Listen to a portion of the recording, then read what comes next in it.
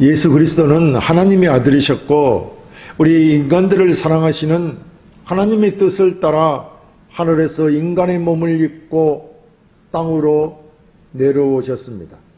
그 이유는 바로 죄로 인하여 하나님의 저주를 받아 영원한 죽음에 처한 자들을 그 죄에서 구원하여 영생을 얻어 하나님과 함께하는 영생복락을 누리게 하기 위함이었습니다.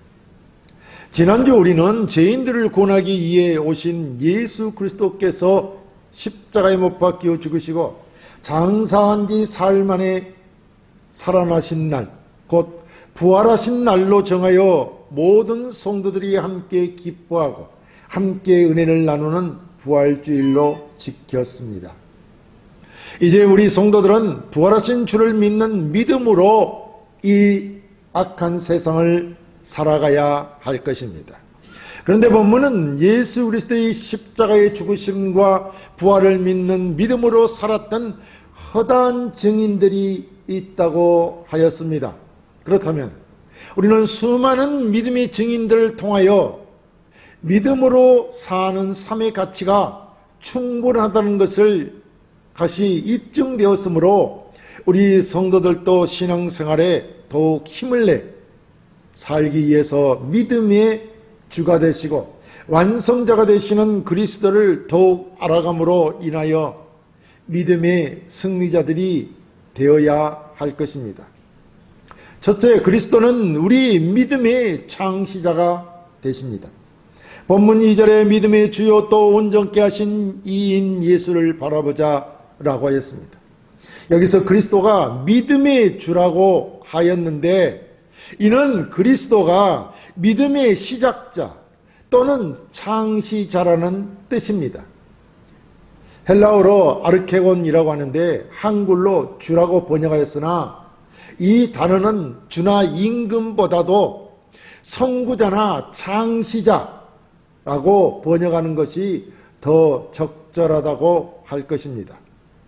그렇다면 그리스도께서 믿음의 선구자로서 먼저 하나님의 뜻과 계획에 절대적으로 신뢰하면서 믿음의 길을 시작하셨다는 것과 그 길을 먼저 가셨다는 것을 의미하는 것입니다. 우리는 그리스도께서 믿음의 길을 먼저 시작하셨고 그 믿음을 완성하셨다는 데 있어 믿음이 무엇이냐 하면 믿음은 하나님에 대한 철저한 신뢰를 나타내는 것입니다.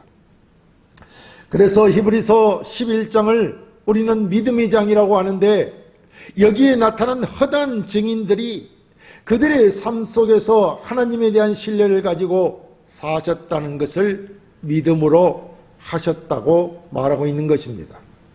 그렇다면 성경은 이 허다한 많은 증인들보다도 예수 그리스도는 앞서서 믿음의 길을 가셨다는 것입니다. 왜냐하면 그가 믿음의 창시자이시기 때문입니다. 그렇다면 이게 도대체 무슨 말인가 할 것입니다. 다름이 아니라 예수 그리스도께서는 구약에서도 이스라엘 백성들과 함께 하셔서 그들을 이끌고 인도하셨다는 것입니다. 사실 예수 그리스도께서는 이스라엘 백성들을 애굽에서 이끌어내셨으며 광야에서도 하나님의 백성들인 이스라엘 백성들과 동행하셨기 때문입니다. 역사적인 사실로 보면 그리스도께서는 성경에 기록된 믿음의 선진들보다 늦게 태어났기 때문에 믿음의 창시자라고 칭하는 것은 어찌 보면 의아할 수도 있습니다. 그런데 본문은 그리스도께서 이들보다 실제로 앞서간 사람, 믿음의 선구자라고 말하고 있는 것입니다. 성경 유다서 1장 5절에 보면 너희가 본래 모든 사실을 알고 있으나 내가 너희로 다시 생각나게 하고자 하노라. 주께서 백성을 애굽에서 구원하여 내시고 후에 믿지 아니하는 자들을 멸하셨으며 라고 했습니다.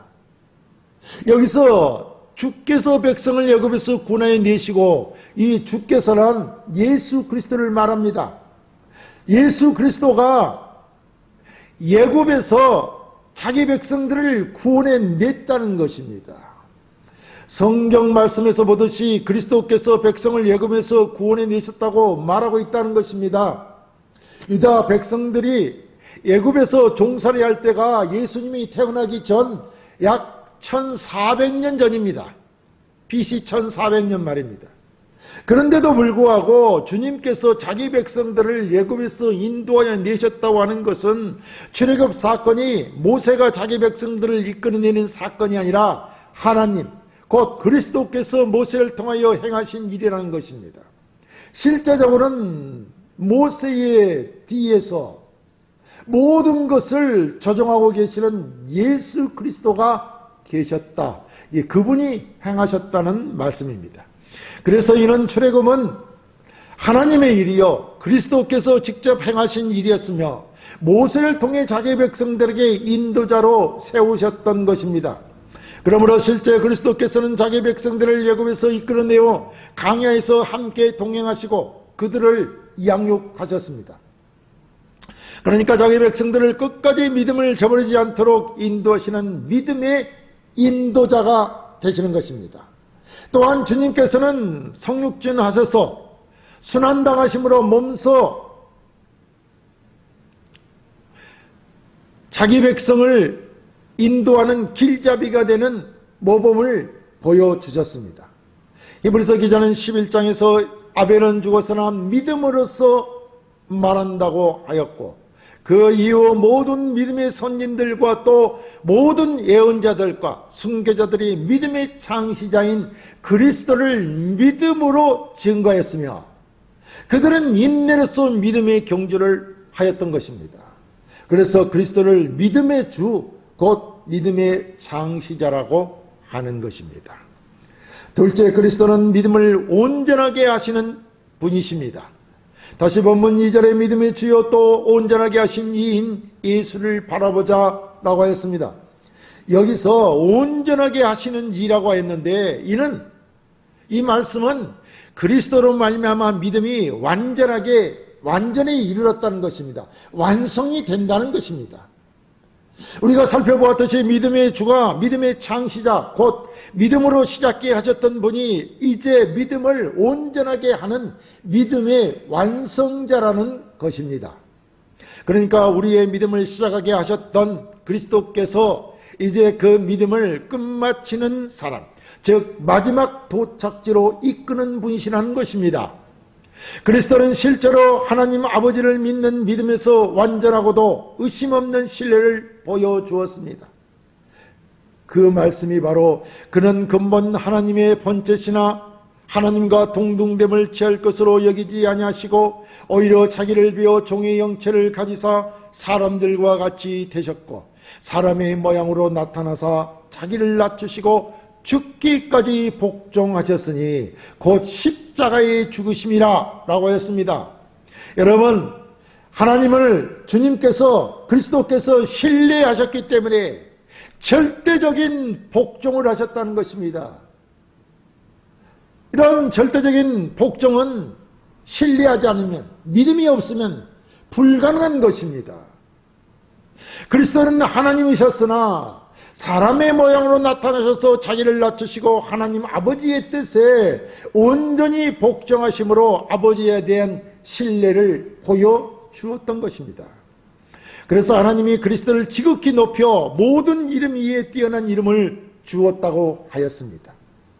이것이 바로 하나님이 그 아들이셨던 예수 그리스도의 그 순종하심, 그 믿음 때문에 이렇게 모든 이름 위에 뛰어난 이름을 주었다고 말하고 있는 것입니다. 우리는 이런 확고하고도 절대적인 신앙을 가져야 됩니다. 그런 믿음의 시작자이시고 완성자이시기 때문입니다. 절대적으로 예수 그리스도를 신뢰하라는 것입니다. 그분은 믿음을 시작하셨고 믿음을 완성하신 분이라는 말입니다. 그리스도께서는 모든 성도들의 믿음에 앞서가셔서 이 믿음을 완성하시고 이 세상에서의 삶과 십자가에서의 죽음을 통해 믿음을 완벽하게 완성하셨고 또 완전한 형태로 믿음을 구현하셨다는 것을 알아야 한다는 것입니다. 그러니까 그리스도께서 우리로 구원 얻은 믿음으로 시작하여 온전한 구원에 이르도록 최초의 경주자가 되어 믿음으로 지키며 표대를 향해 나아가는 모든 믿음의 경주자들의 모범이 되시고 또 늘 경주자들과 함께 하시어 경주자들이 포기하지 않고 끝까지 믿음의 경주를 하여 상을 받게 도와주시는 분이 예수 그리스도라는 것입니다. 우리 성도들은 그리스도의 십자가의 죽으심과 부활하심으로 말미암아 믿음으로 구원을 얻은 자들입니다. 그래서 믿음으로 새 사람이 되었기에 그리스도에 대한 절대적인 믿음으로 새로운 삶을 살아야 합니다. 예수 그리스도의 십자가에 못 박혀 죽으시고 부활하심이 나를 구원했다는, 나에게 새 생명을 주었다는 그 절대적인 신뢰, 믿음, 그 믿음으로 새로운 삶을 살아야 한다는 것입니다. 그것이 바로 우리 성도가 이 세상에서 해야 하는 믿음 생활이며 믿음으로만 살아야 하는 믿음의 경주입니다. 그리스도께서는 믿음의 주 곧 믿음의 창시자가 되심으로 우리의 믿음이 시작되게 하셨고 이제 그 믿음이 끝까지 지켜져서 온전하심에 이르도록 하실 것입니다. 우리 주 예수 그리스도께서 우리의 믿음을 완성하실 것입니다. 왜냐하면 그런 믿음의 완성자가 되시기 때문입니다. 이제 성도가 새롭게 시작하는 삶이란 죄와 사망에서 벗어나 의롭고 거룩한 삶으로 하나님 나라에 이르기까지 믿음으로 달려가야 하는 믿음의 경주자입니다. 그것이 우리의 새로운 성도들의 삶인 것입니다.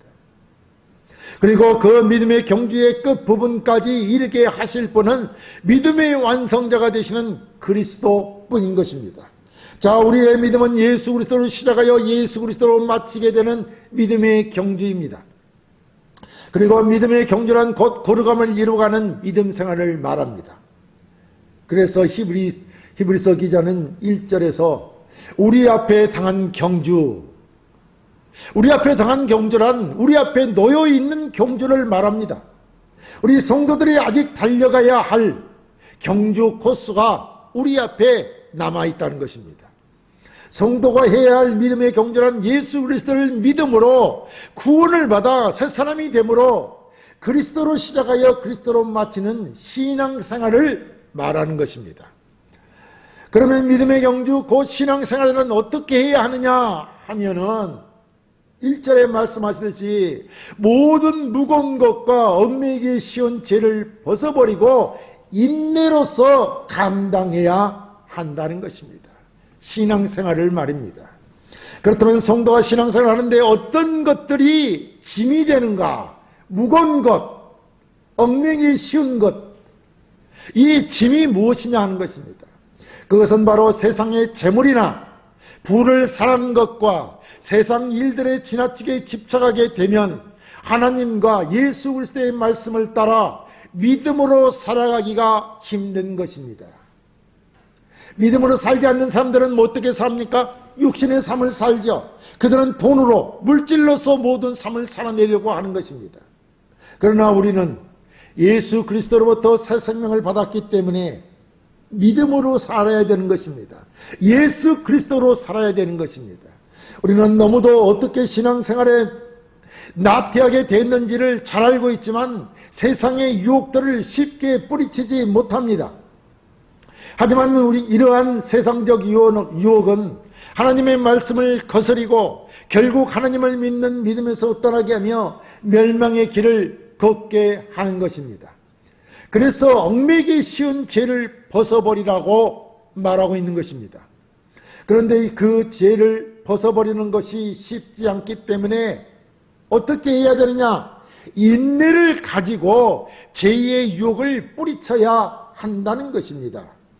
이렇게 세상의 유혹을 물리치지 못하면 우리는 결국 믿음에서 떠나 하나님과 그리스도를 버리고 세상으로 가버리게 된다는 것입니다. 세상으로 가버리게 되면 결국 우리는 망하는 것입니다. 멸망의 길에 처하게 되는 것입니다. 그 멸망의 길은 영원한 죄의 형벌을 당하는 죽음의 길인 것입니다. 그러므로 이 세상에 오던 죄와 사망에서 구원해 주신 믿음의 시작이시고 믿음의 완성자가 되시는 그리스도만을 믿고 신앙생활을 인내로서 끝까지 지켜나가라는 것입니다. 셋째, 믿음을 가진 성도는 그리스도만 바라보아야 합니다. 다시 본문 2절에 믿음의 주여 또 온전케 하신 이인 예수를 바라보자. 그는 그 앞에 있는 기쁨을 위하여 십자가를 참사 부끄러움을 개의치 아니하시더니 하나님 보좌 우편에 앉으셨느니라 라고 하였습니다. 여기서 예수를 바라보자고 하였는데 이는 끊임없이 주의하면서 예수를 바라보거나 열심히 주목하여 보는 것을 말합니다. 그렇다면 세상의 것들에 한눈 팔지 말고 예수만을 향해 주의 깊게 응시하고 나아가라는 것입니다. 어디까지요? 하나님 나라에까지 말입니다.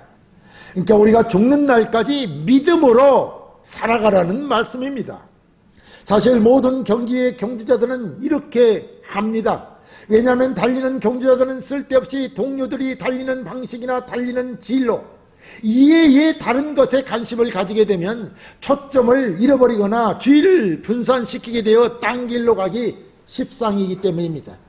그래서 믿음의 경주는 믿는 자들과 함께 서로 상의하고 돕고 가는 길을 함께 동행하여 가는 것입니다.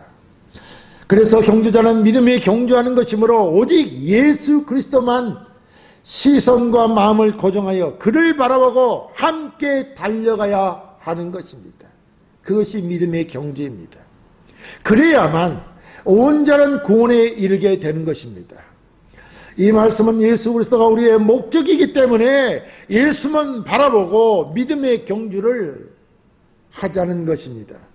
그래서 믿음의 경주에 승리하게 될 때 온전한 구원을 얻어 천국에서 영상 복락을 누리게 되는 것입니다. 그럼 우리는 어떻게 예수만 바라보고 믿음의 경주를 해야 하는 것입니까? 그것은 예수 그리스도가 하나님의 본체셨으나 이를 원치 아니하시고 사람처럼 되어 자기를 낮추시고 십자가에 죽기까지 복종하셨기 때문입니다. 자, 그냥 죽기까지 복종하신 것이 아니라 십자가에 못 박히시는 수치, 부끄러움과 고통까지도 참으셨다라고 말씀하셨습니다.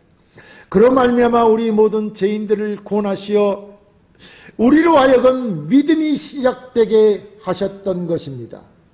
우리가 왜 예수만 바라봐야 하냐면은 예수 그리스도가 우리를 위해서 하나님의 아들이셨던 그가 우리를 위해 자기를 낮추시고 인간의 몸을 입고 십자가에 못 박혀 죽기까지 복종하셨고 그 모든 수치와 부끄러움을 감당하셨기 때문에, 그래서 우리의 모든 죄인들을 구원하셨기 때문에 우리는 그를 믿는 믿음으로 구원을 얻었기 때문에 믿음의 시작에 하게 되었다는 것입니다. 이렇게 그리스도께서는 십자가의 고통을 참으시고 부끄러움까지도 개의치 아니하시고 하나님을 믿고 신뢰하셨기에 절대 복종하셨던 것입니다. 그래서 그리스도로 말미암아 우리가 어렵다므로 새 생명을 얻었기에 우리의 믿음이 시작된 것이며 우리는 우리 믿음의 창시자, 그리스도는 우리 믿음의 창시자가 되신 것입니다. 또한 그리스도는 우리의 믿음이 현재의 삶에서 경주를 통해 하나님 나라라는 종착지에 잘 도착하도록 성령으로서 함께 하시며 돕고 계십니다. 그렇기 때문에 그리스도는 우리 믿음을 시작해 하신 창시자이시며 하나님 나라의 하나님 앞에까지 나아가 온전한 구원을 얻도록 믿음의 완성자가 되시는 것입니다. 그분을 바라보자 라는 말씀입니다. 우리는 오직 믿음의 주여 믿음을 온전하게 하시는 예수 그리스도만 바라보아야 하는 것입니다.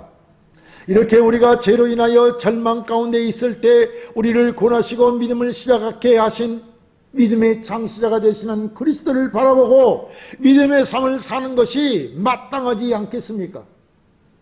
십자가의 고통과 부끄러움을 개의치 않으신 믿음의 창시자가 되시는 그리스도만 바라보고 끝까지 인내로서 믿음을 지키는 삶을 살아야 한다는 것입니다.